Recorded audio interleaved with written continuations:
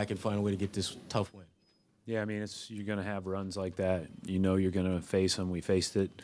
Got off to a great start in each of the last 2 games, great first quarters. And, you know, in both games, you know, basically the lead was completely whittled away. And it's just the way it goes in the NBA, and you have to play the next play to win the next play and focus on that, and that's all you can focus on. Mark Murphy, Boston Herald. Brad, in that run, Isaiah either scored or assisted on every point in the run and just seemed to take the game over. Is he back to that kind of mindset, would you say, right now? I don't think he ever, when he's on the court, has ever not had that mindset. You know, they're doing a really good job of trying to be physical with him and staying with him in pick and rolls, and he's got to make plays for others.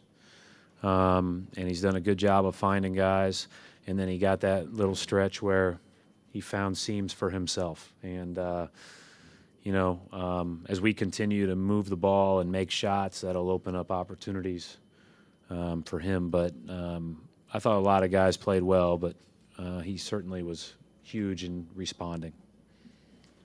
Brad, Dan Shaughnessy, Boston Globe.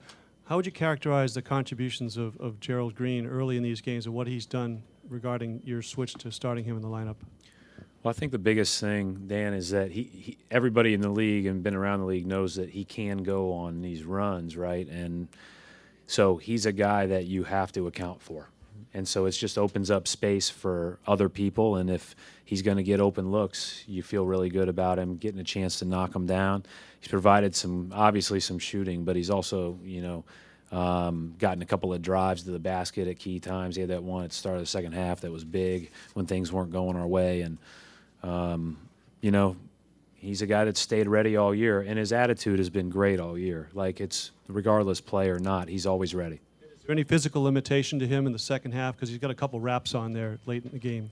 No, not that I know of. I just think he had a lot of raps, and I tried to put him back in there one time, and there were so many raps on there he couldn't get them off.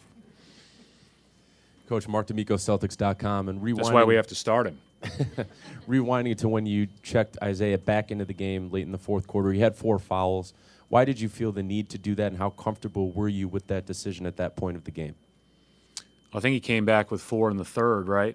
Yeah, I mean, the game was not going our direction, and, you know, the worst that can happen is somebody fouls out of a game, you know, so you just, you know, the game's not going in our direction. We needed to play a little bit better. Isaiah's a big part of our offense, and we needed to feel better about ourselves, and we tweaked the defense a little bit there to try to protect him for a little bit, but you know, we didn't feel like he could sit right there. Things were not going our way.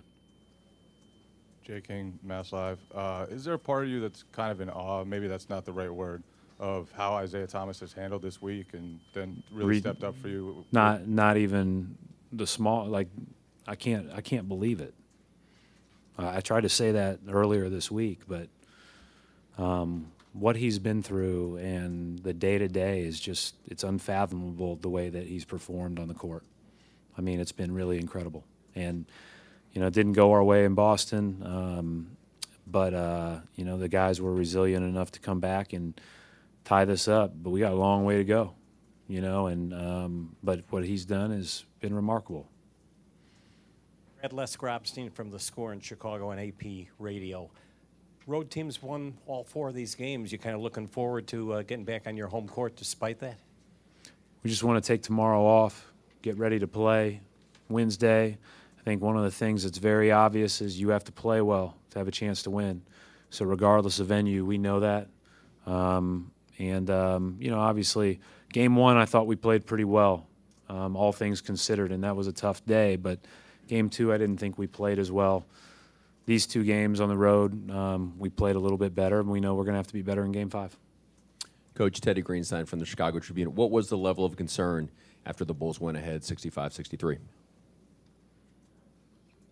Playing NBA games, they flip like that all the time. So, you know, things were going against us. Crowd was awesome. They were playing energized. I thought Cannon brought them a great lift tonight. And you have to respond to that if you want to win.